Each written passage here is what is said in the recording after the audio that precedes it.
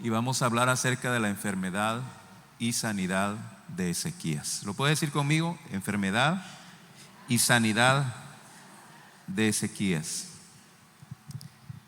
Hemos estado estudiando, hermanos, que en Israel hubieron reyes buenos y reyes malos. Y cuando nos referimos a reyes buenos y reyes malos, nos referimos a reyes que siguieron los caminos de Dios y reyes que decidieron abandonar los caminos de Dios, hacer lo que a ellos les placiera. Y en todos estos reyes, pues los que buscaron a Dios fueron prosperados y tuvieron paz, y los reyes que no quisieron buscarle a Dios tuvieron siempre conflictos y experimentaron pobrezas. Ahora, Ezequías fue un rey temeroso de Dios, un rey que quiso honrar a Dios en todo lo que hacía. Erradicó la idolatría pagana en todo el territorio de Judá, restauró el templo, lo reparó y restauró la adoración a Jehová. Y por esto Dios lo prosperó, Dios lo bendijo grandemente, lo bendijo y le dio victoria sobre sus enemigos. Pero la amenaza más fuerte que enfrentó Ezequías fue el ejército asirio. El rey Sennacherib, rey de Asiria, con un ejército enorme, llega a querer conquistar Jerusalén, y Sennacherib, con mucha arrogancia, manda a decir: pues ríndanse, porque su Dios no los va a poder librar. Miren, los otros pueblos, sus dioses no pudieron hacer nada por ellos. Y Ezequías les miente cuando les dice que Dios los va a librar. Ningún Dios puede librarme de mi mano, le mandó a decir Sennacherib. De manera, hermanos, que Sennacherib retó directamente a Dios, ¿verdad? Le hizo un reto a Dios y Dios aceptó el reto, ¿verdad? Dios no es cobarde. Y dice la Biblia que Dios envió a su ángel, el ángel de Jehová. Descendió en una noche, y en una noche erradicó a 185,000 soldados en una sola noche. De manera que ese rey asirio Sennacherib tuvo que salir humillado, y cuando llegó a su país y fue a adorar a su templo, sus propios hijos lo asesinaron. Muy bien, todo este tiempo Ezequías, como rey de Judá, había visto la bendición y la mano de Dios. Amén. Había visto la mano de Dios, pero ahora se enfrenta a otro reto: una enfermedad.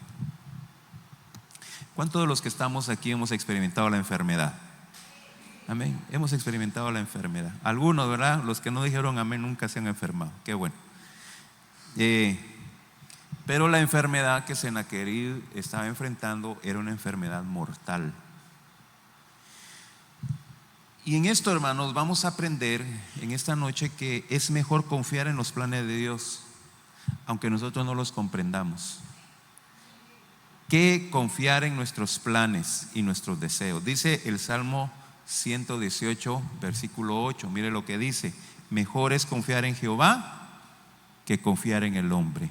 Amén. Podemos decir este versículo todos juntos: mejor es confiar en Jehová que confiar en el hombre. Y como nosotros somos seres humanos, somos hombres, tampoco podemos confiar en nosotros mismos. Amén.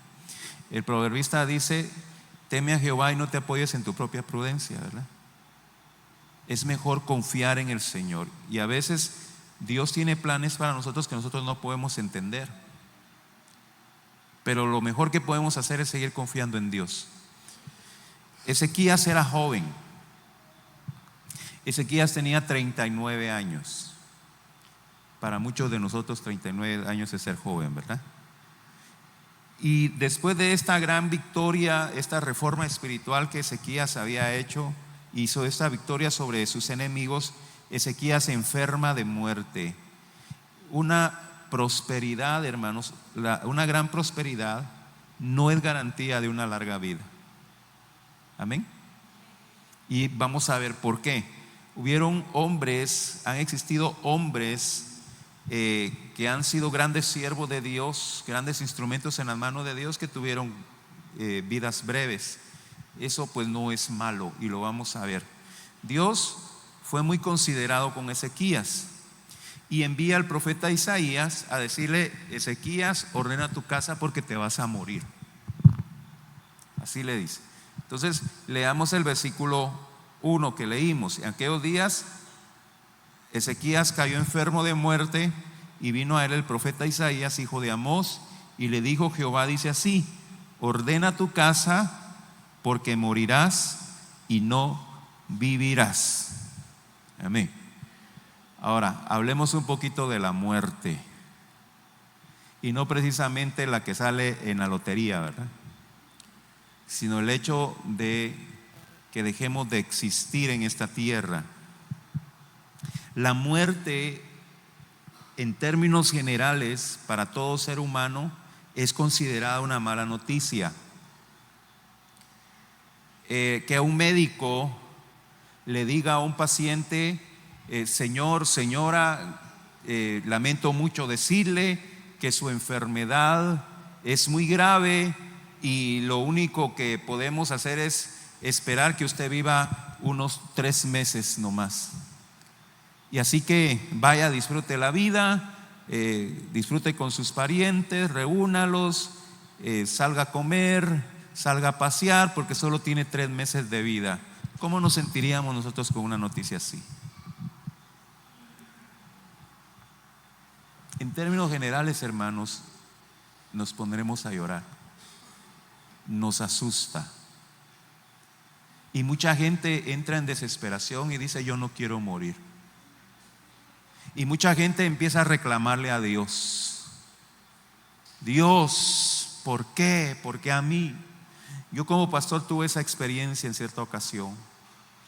Una persona le diagnosticaron cáncer, pero como quizá no se dio cuenta, cuando el médico la examinó, ya el cáncer estaba muy avanzado. Ya no se podía entrar a ningún tratamiento de quimioterapia, ninguna operación. Ya su cáncer estaba avanzado. El doctor le dijo: mire, ¿para qué usted va a sufrir con operaciones, con tratamientos? Ya no se puede hacer nada. Váyase a su casa y disfrute con su familia. Y esta persona se comunicó conmigo y me lloraba y me decía: ¿por qué a mí, pastor? ¿Por qué Dios me castiga de esa manera? Y sí, hermanos, la muerte para nosotros es una mala noticia, porque la muerte está asociada con el pecado. Dice la Biblia en Ezequiel capítulo 18 versículo 20: el alma que pecare, esa morirá. El alma que pecare, esa morirá. Romanos capítulo 6 versículo 23 dice que la paga del pecado es muerte. Entonces hay razón por la cual el ser humano le asusta la muerte. Hay razón por la cual el ser humano tiene un rechazo hacia la muerte. El problema es que todos vamos a pasar por la muerte. Va a llegar una época, va a llegar una fecha en la que todos los que estamos aquí ya no vamos a existir. No sé cuántos años ya. De aquí a 100 años es muy difícil que estemos los que estamos aquí. Es un hecho de que todos los que estamos aquí vamos a morir. ¿Me está prestando atención?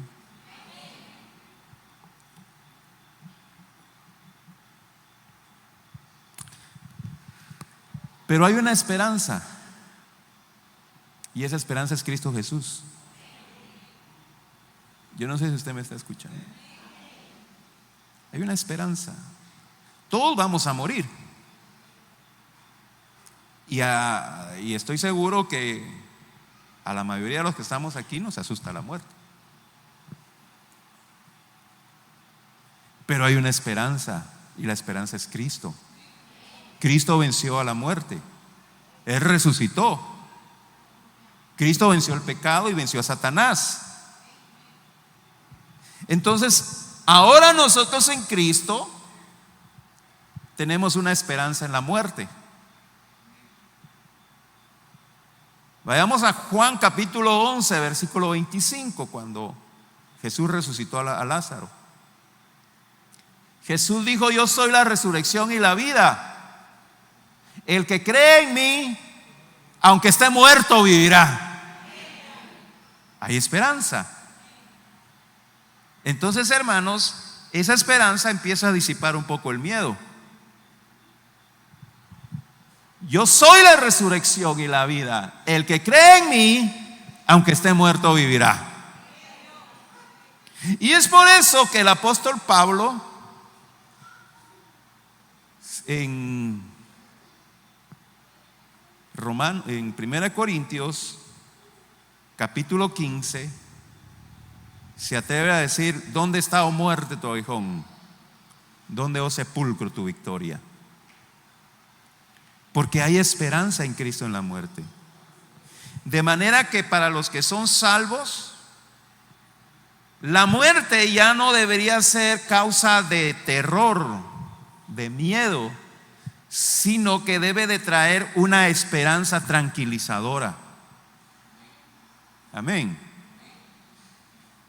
En el momento que un hijo de Dios recibe una mala noticia de un médico: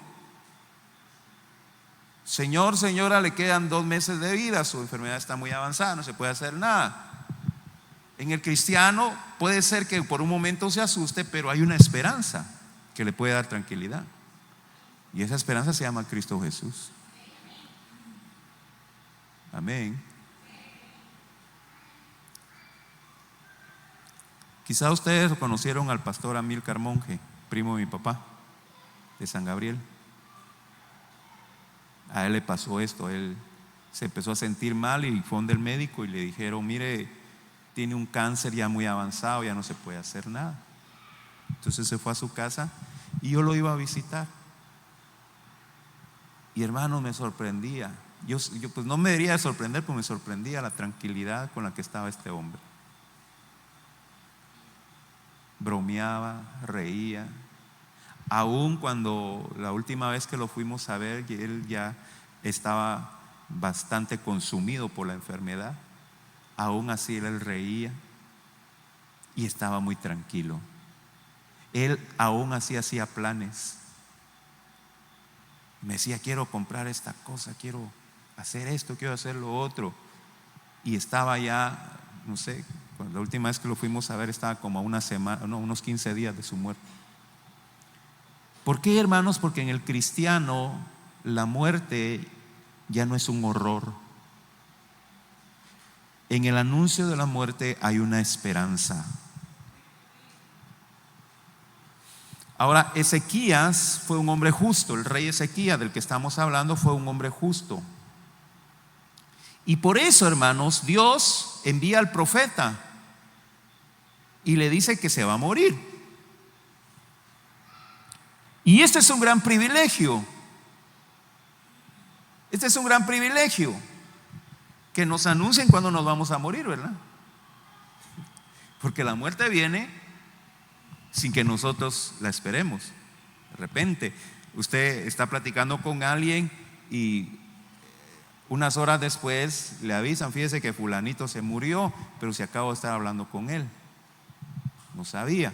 Pero miren, hermanos, yo tengo una teoría, pero esa es mía. Yo no le voy a decir que eso está en la Biblia, pero sí hay indicios en la Biblia. Yo tengo una teoría: los justos, los verdaderos cristianos, Dios les anuncia cuando se van a morir. Y lo podemos ver en Moisés. Dios le dice a Moisés: Moisés, subí a la montaña porque allá te vas a morir. Moisés tenía 120 años y Moisés tenía la fuerza para caminar y escalar una montaña, y murió. Pablo, cuando usted lee las cartas de Pablo, la carta a Timoteo, a los filipenses, Pablo sabía que él se iba a morir. Yo estoy a punto de ser sacrificado, dice Pablo. Y Pablo dice: para mí el vivir es Cristo y el morir es ganancia. Yo sé que ya me voy a morir, dice Pablo, pero quisiera estar con ustedes por la obra, pero también quisiera estar con Cristo, que es mucho mejor, dice Pablo. Entonces Pablo sabía que se iba a morir. Elías, hermanos, Dios le anuncia a Elías que lo va a arrebatar. Entonces, hermanos, a los hijos de Dios, a los verdaderos cristianos, Dios les avisa cuando se van a morir. ¿Por qué? Porque para un cristiano el saber que se va a morir no es una pérdida, es una bendición.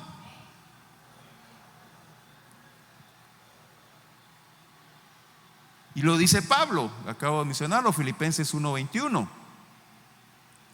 Para mí el vivir es Cristo y el morir es ¿qué?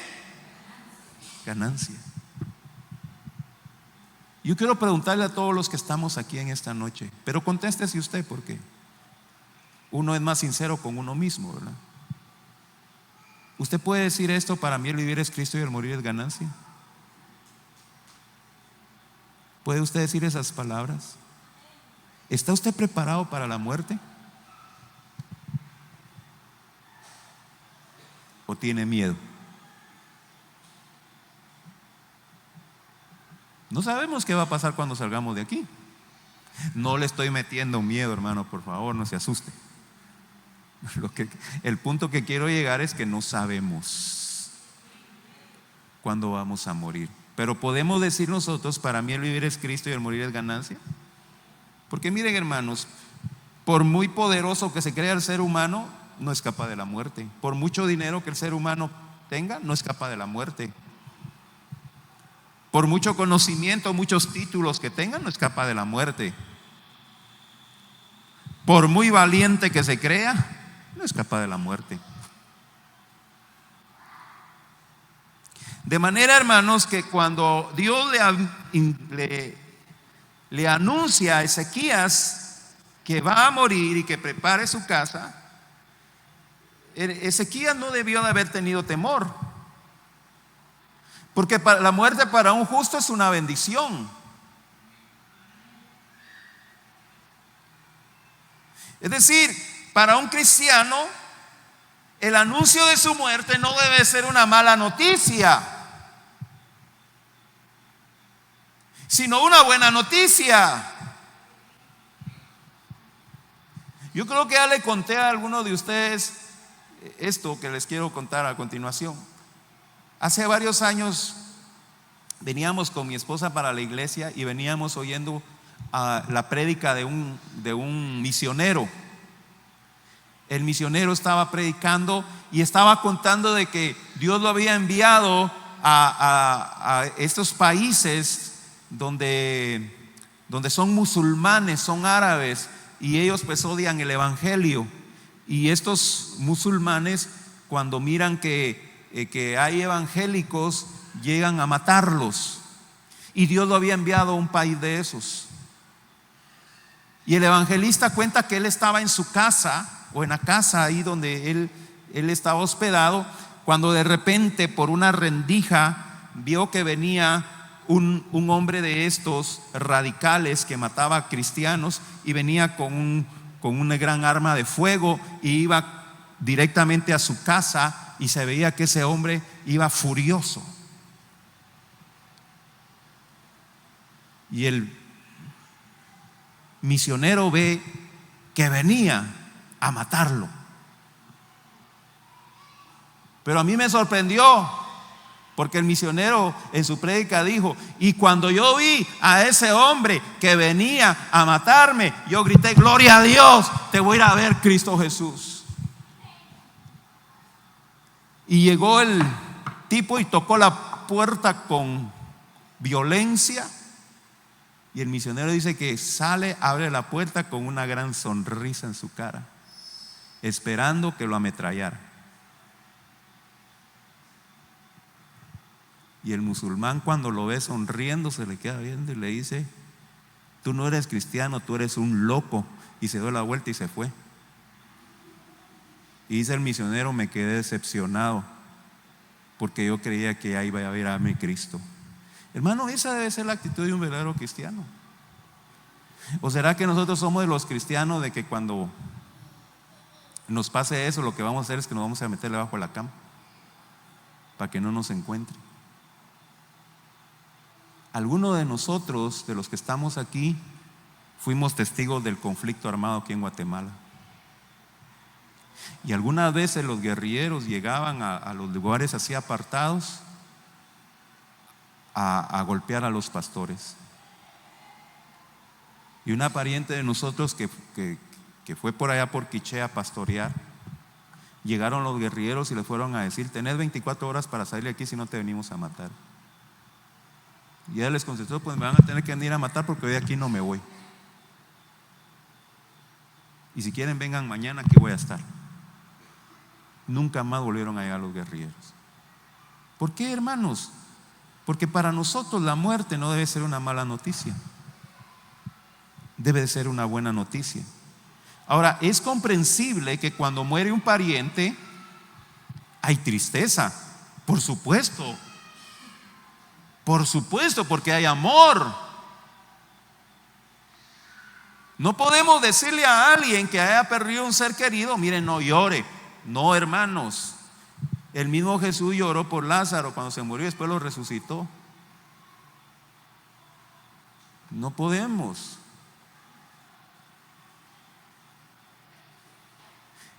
El apóstol Pablo en 1 Tesalonicenses 4:13: tampoco queremos, hermanos, que ignoréis acerca de los que duermen, para que no os entristezcáis como aquellos que no tienen esperanza. Hay esperanza, hermanos. En la separación, cuando un ser querido muere en Cristo Jesús, hay esperanza. ¿Va a haber dolor? Por supuesto que sí, pero hay esperanza que un día nos vamos a encontrar con Cristo. No sé si usted le puede dar un fuerte gloria a Dios, al Señor.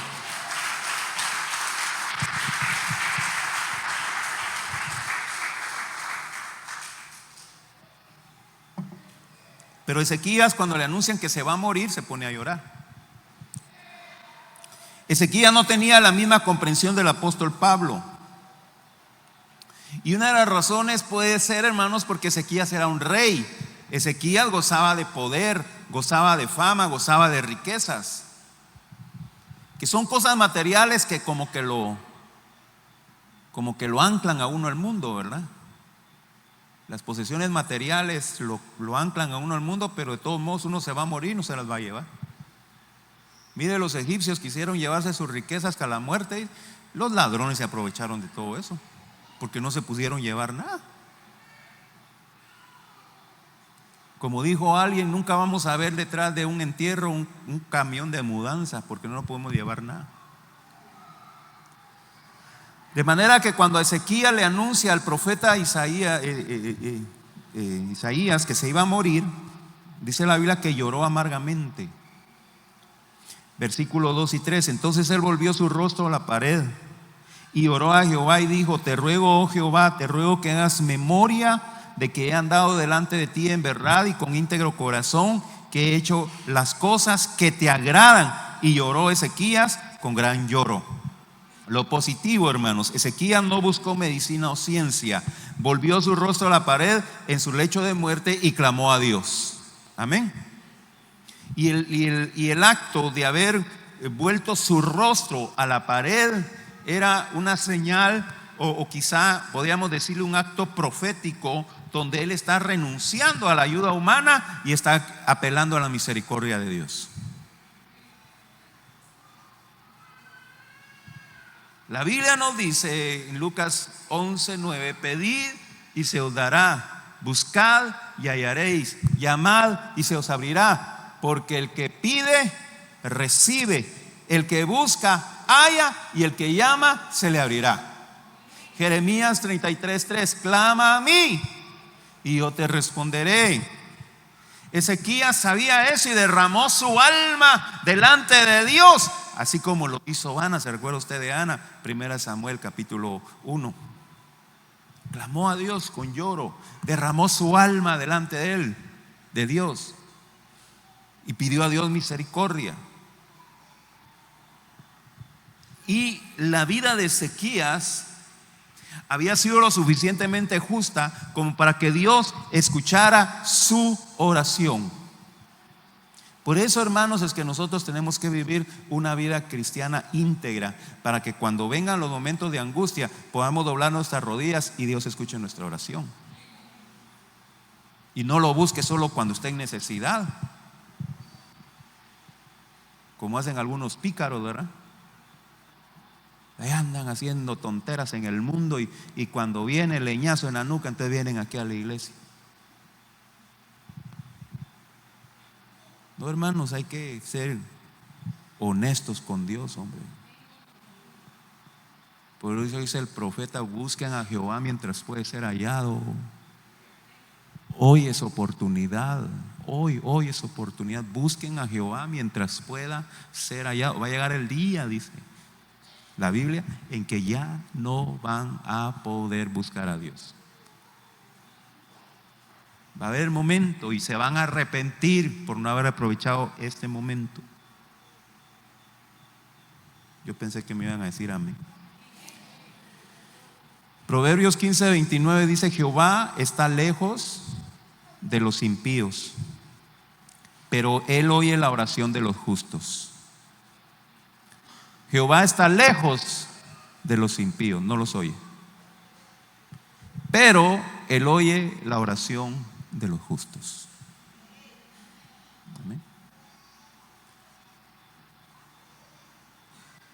A mí me da pena, hermanos, cuando he escuchado personas, porque me lo han dicho, han platicado conmigo, personas que son mujeriegos, personas que son borrachos, drogadictos, mal hablados, abusivos. Yo todos los días le oro a Dios, dice, y Dios me oye. ¿Cómo lo va a oír Dios, hermano? Si la Biblia dice: Jehová está lejos de los impíos, pero él oye la oración de los justos.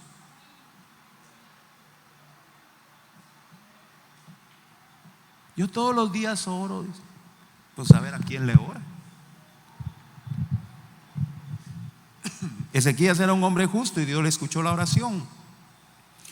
Sigamos leyendo versículo 4 al 6, Segunda de Reyes 24, 6. Y antes que Isaías saliese hasta la mitad del patio, vino palabra de Jehová a Isaías diciendo: vuelve y di a Ezequías, príncipe de mi pueblo, así dice Jehová, el Dios de David tu padre: yo he oído tu oración y he visto tus lágrimas, y he aquí yo te sano. Al tercer día subirás a la casa de Jehová, y añadiré a tus días 15 años, y te libraré a ti y a esta ciudad de la mano del rey de Asiria, y ampararé esta ciudad por amor a mí mismo y por amor a David mi siervo. Dios ve la humillación de Ezequías, escucha su oración y responde y le concede 15 años más de vida. Además de eso, como premio adicional, dice que le va a guardar de la amenaza de los asirios. Los va a librar de los asirios, dice ahí al final en el versículo 6. Porque Dios da en abundancia, hermanos. Cuando Dios le dijo a Salomón: ¿qué es lo que querés, Salomón, que yo te dé? Salomón dijo: yo quiero sabiduría. Dijo Salomón: yo quiero inteligencia. Concedido, le dijo Dios. Pero además, como no me pidiste riquezas, te voy a dar riquezas, le dice. Dios da, hermano, con manos abiertas. Es que Dios es un Dios bueno. ¿Lo ha experimentado usted? ¿Cuántos pueden decir Dios es bueno? Dios es bueno. Pero solo quiero enfatizar ahí algo, hermanos, porque Ezequías, quizá en su angustia, en su dolor, en su desesperación, Ezequías cometió un error en su oración. Y es necesario que nosotros lo tomemos en cuenta para que usted no cometa ese error. El error que comete Ezequías es que él pone por delante sus obras. Entonces veamos en el versículo ¿qué?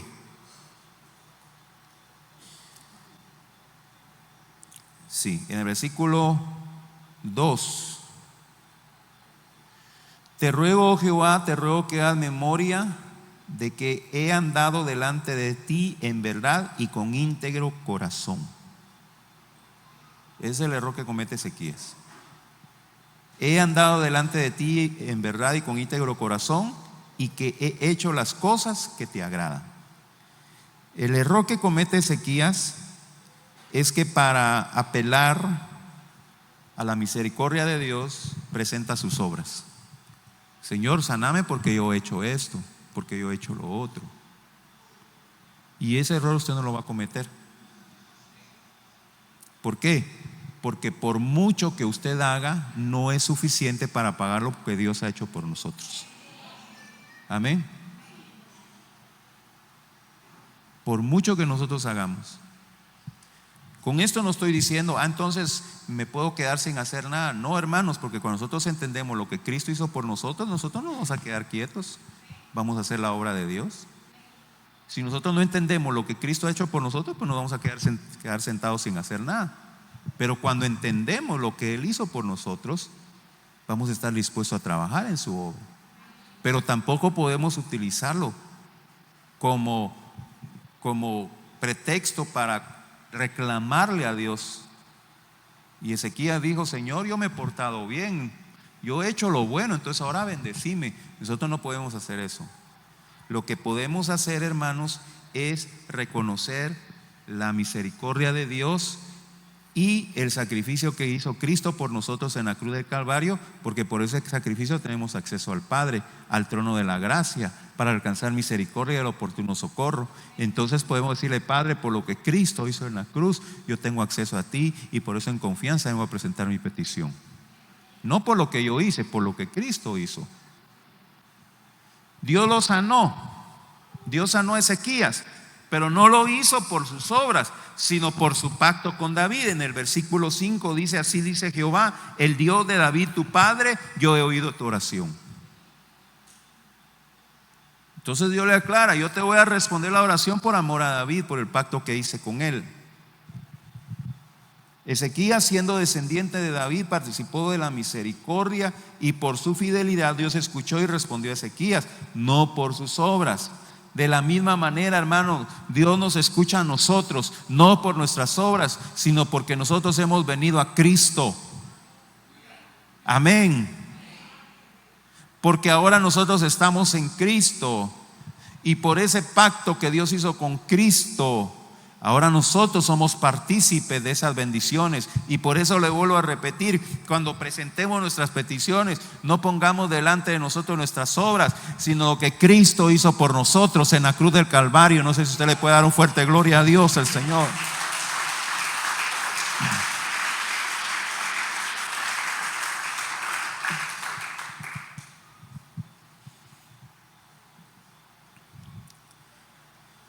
Ahora, esto nos enseña, hermanos, que Dios escucha nuestras peticiones. Y esto debe de fortalecer su fe en esta noche. Pero, debemos de considerar algo más.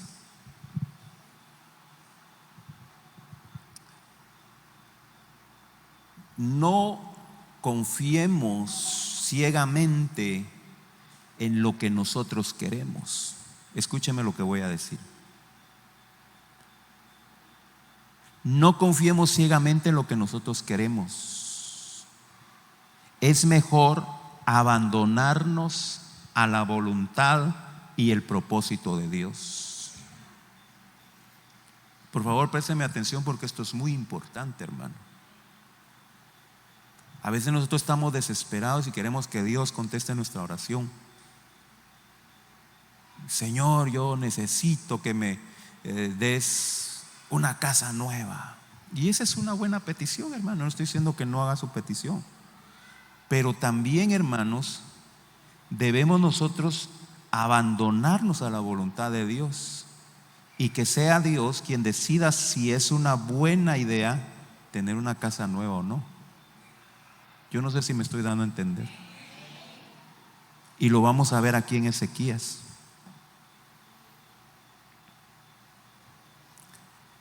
En 2 Corintios capítulo número 12, el apóstol Pablo está siendo atormentado por una enfermedad que le llama el aguijón de Satanás. Y dice el apóstol Pablo: hay un aguijón que azota mi carne y lo he pedido a Dios que me sane 3 veces, dice. Y las 3 veces que le ha contestado Dios: bástate mi gracia. No lo quiso sanar Dios. Entonces Pablo dice: por cuanto yo me gloriaré en mis debilidades, dice Pablo, para que su poder se perfeccione en mí. Es decir, hermanos, a veces, como en este caso de Ezequías, es preferible la voluntad de Dios que él se muera que vivir 15 años más, y lo vamos a ver. Ezequías había interpretado el anuncio de su muerte como una mala noticia, pero Dios no se estaba equivocando cuando le estaba diciendo a Ezequías que debía morirse. Dios no se equivoca, hermanos. Amén. Si Dios en su misericordia, ahorita que usted llegue a su casa, le habla y le dice, o me dice: Samuel, ordena tu casa porque te vas a morir, estoy seguro que si Dios decide eso, porque es algo bueno. Mi deseo es decir: no, Señor, yo no me quiero morir. Pero mi deseo puede ser una mala idea. Primero, hermanos,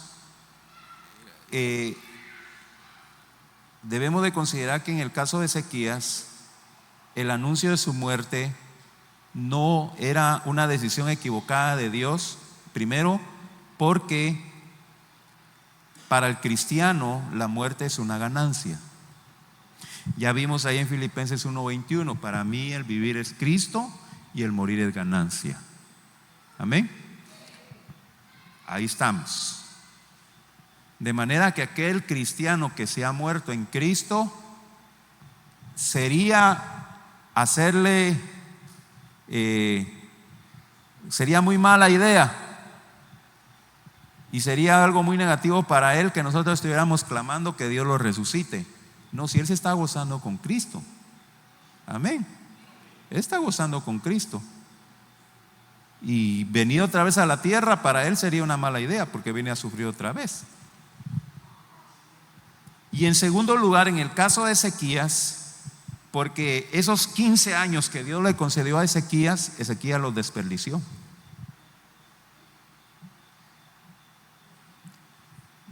Vamos a leer 2 de Crónicas capítulo 32 versículo 25. 2 de Crónicas capítulo 32 versículo 25. Mire lo que dice: mas Ezequías no correspondió al bien que le había sido hecho, sino que se enalteció su corazón, y vino la ira contra él y contra Judá y Jerusalén.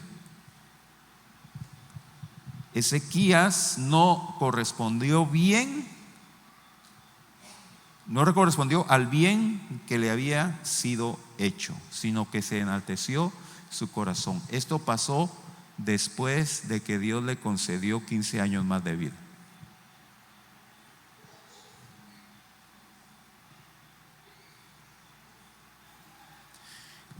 Y hubieron dos situaciones, o una situación, mejor dicho. Bueno, sí, fueron dos situaciones por las cuales fue muy mala idea que Ezequías siguiera viviendo. Primero, hermanos, cuando Dios le concede a Ezequías darle 15 años más de vida, le da una señal. Dice 2 de Reyes capítulo 20 versículo 11: Entonces el profeta Isaías clamó a Jehová e hizo volver la sombra por los grados que había descendido en el reloj de Acaz, 10 grados atrás. Cuando Ezequías recibe el milagro de sanidad, Dios le dice: te voy a dar una señal. ¿Qué querés? ¿Que el reloj avance 10 grados o que el reloj retroceda 10 grados? Entonces Ezequías dice: bueno, que el reloj avance 10 grados pues es algo normal, pero que el reloj retroceda 10 grados, eso no es normal. Y como era un reloj solar, entonces dice la Biblia que el reloj regresó 10 grados. Esos 10 grados no se tiene mucha claridad hoy en día, pero según los expertos, esos 10 grados significa que el reloj retrocedió 5 horas. Regresó 5 horas el reloj. Y como es un reloj solar, ¿verdad, hermano? No es como los de cuerda que usted le puede mover la hojita y regresarle 10 horas si quiere. No, regresó 5 horas. Y este milagro fue conocido por los babilonios. Y los babilonios quisieron venir a conocer ese milagro. Vamos a 2 de Crónicas capítulo 32 versículo 31. Téngame paciencia, hermano, porque lo que estoy hablando tiene relación a lo que estamos. 2 de Crónicas capítulo 32 versículo 31. Mas en lo referente a los mensajeros de los príncipes de Babilonia que enviaron a él para saber el prodigio que había acontecido en su país, Dios lo dejó para probarle, para hacer conocer todo lo que estaba en su corazón. Entonces vinieron mensajeros, dice, de los príncipes de Babilonia para saber del prodigio que había acontecido en el país, pero esos mensajeros eran espías. Y cuando llegaron los espías, los delegados, los mensajeros de Babilonia, dice la Biblia que Ezequías les abrió las puertas de su palacio. Vengan, bienvenidos. Leámoslo rápidamente, versículo 13, 2 de Reyes capítulo 20 versículo 13. Y Ezequías los oyó y les mostró toda la casa de sus tesoros, plata, oro y especias y ungüentos preciosos, y la casa y sus armas, todo lo que había en sus tesoros. Ninguna cosa quedó que Ezequías no le mostrase, así en su casa como en todos sus dominios. Ezequías le abrió su corazón a los babilonios. Ezequías no estaba conectado con Dios, porque vimos ahí que dice que se enalteció su corazón. No estaba conectado con Dios, de manera que Ezequías no pudo discernir el peligro que representaban esos babilonios. Los babilonios fueron los que conquistaron Jerusalén, hermanos, los que destruyeron Jerusalén y se lo llevaron cautivos más adelante. Entonces, cuando Ezequías le abre las puertas a los babilonios, envía al profeta Isaías con esta amonestación. 2 de Reyes capítulo 20 versículo 17. He aquí vienen días en que todo lo que está en tu casa y todo lo que tus padres han atesorado hasta hoy será llevado a Babilonia sin quedar nada, dijo Jehová. El mismo Ezequías le abrió la puerta a los enemigos que más adelante iban a destruir Jerusalén. ¿Va conmigo? Si Ezequías hubiera aceptado la voluntad de Dios de morirse, eso no hubiera pasado.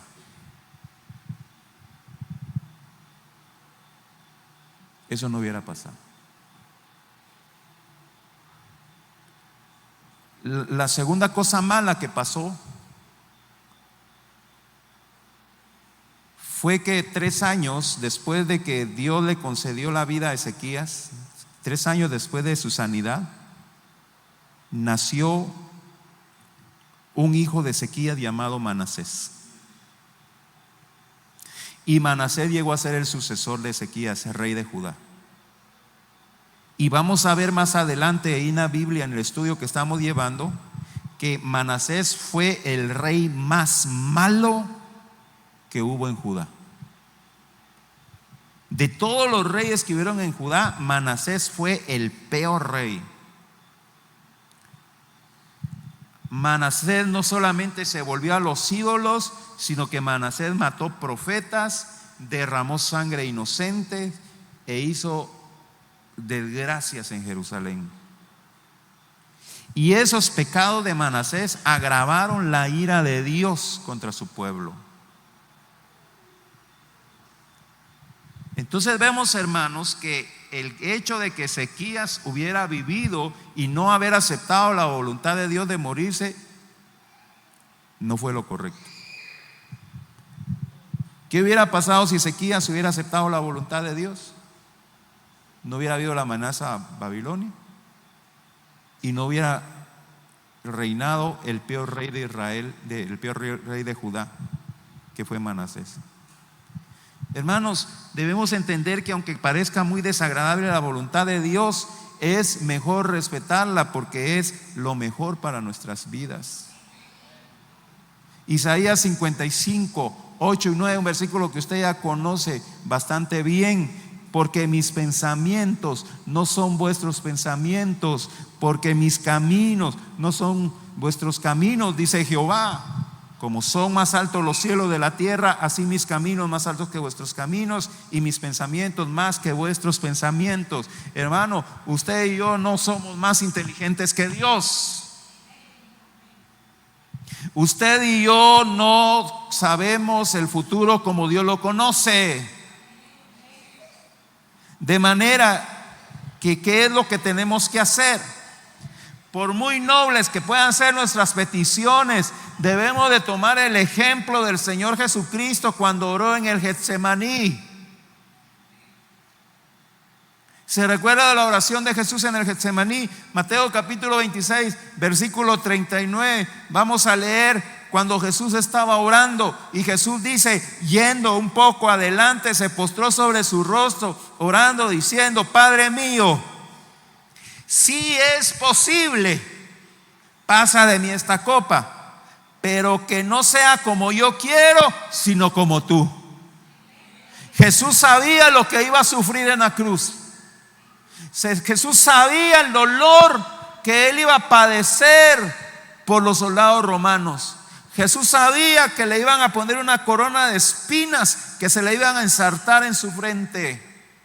Jesús sabía que lo iban a clavar en la cruz, que iban a atravesar sus manos y sus pies con clavos. Jesús lo sabía, y por eso cuando él oraba, su rostro dice que sudaba sangre por la angustia. Él sabía la angustia que iba a pasar, y él, en su naturaleza humana, él no quería sufrir eso. Y por eso le dice a Dios: Dios Padre, si es posible, evita que yo sufra esto, pero que no sea mi voluntad, sino que sea la tuya. ¿Entendemos, iglesia? Señor, si es posible, sáname de esta enfermedad que estoy sufriendo, pero que no sea mi voluntad, sino la tuya.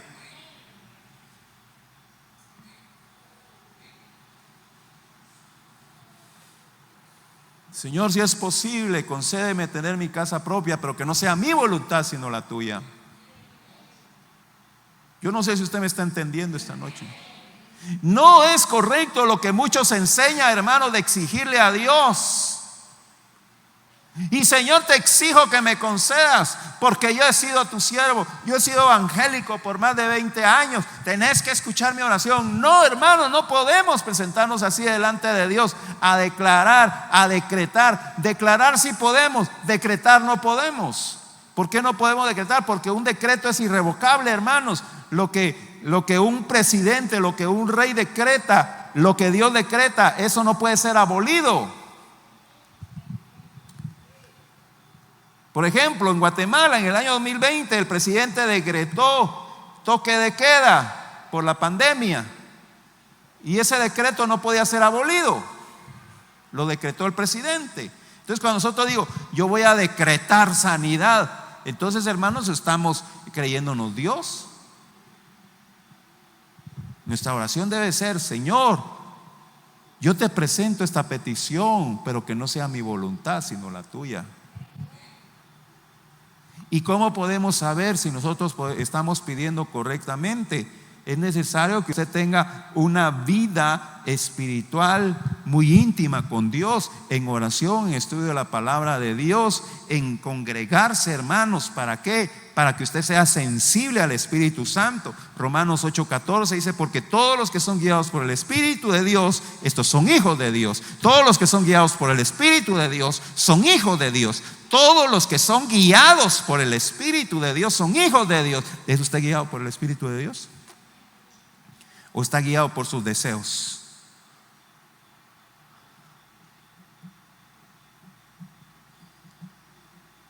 Está guiado por sus gustos, por lo que ve en otro. Porque mire, hermano, nosotros para imitar a otros somos buenísimos. Ahí los patojos miran que aparece uno con los pantalones hasta aquí y también ellos quieren andar así.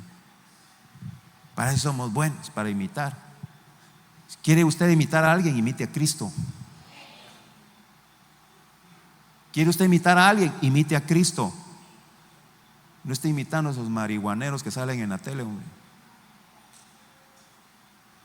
Imite a Cristo. Aprended de mí, dice el Señor, que soy manso y humilde, y haréis descanso para vuestras almas. Iglesia, ya voy a cerrar aquí, pues, para que ya termine de predicar, porque iglesia, el Señor nos está hablando. El Señor nos está hablando y nos está diciendo en esta noche: aprendamos a tener paciencia y confiar en Dios. Apartarnos de los caminos de Dios nos lleva a camino de muerte. Y eso lo dice Proverbios: hay caminos que al hombre le parecen derecho, pero su fin es camino de muerte. Porque Satanás, que el Señor lo reprenda, es como aquellas personas que ahorita están engordando el cochito, ¿va? Están engordando el cochito y le dan su comidita, su maíz, su concentrado, plátano verde. Y el cochito bien contento, ¿ah? ¿Cómo me quiere? ¿Cómo me alimenta? Venga Cristo. No, aquí estoy bien con el diablo. Aquí el diablo me tiene bien alimentadito, dice. El diablo me tiene bendecido. Tengo cuates, tengo cuatas. Pero espere que llegue el 24. ¿Qué le va a pasar a ese cochito? Aquel que lo alimentaba, hermano, aquel que le daba su maíz, su concentrado, le va a meter un buen leñazo en la nuca al coche y se va a hacer unos buenos tamales, ¿verdad? Así es Satanás. Satanás paga mal al que bien le sirve. Pero Cristo, hermanos, ¿sabe qué dice? Si tan solo un vaso de agua das, vas a tener tu recompensa. Es mejor buscarle a Dios, hombre. ¿Para qué está perdiendo tiempo en el mundo? No dé cosas contra el aguijón, hombre. Le van a dar una revolcada y va a venir aquí todo hecho lata. Ay, todo torcido. Ay, pastor, ore por mí. Mejor ahora busquen a Dios mientras puede ser hallado. Ahora, si oyes hoy su voz, dice: no endurezcas tu corazón, porque llegará el tiempo que ya no escucharán la sana doctrina.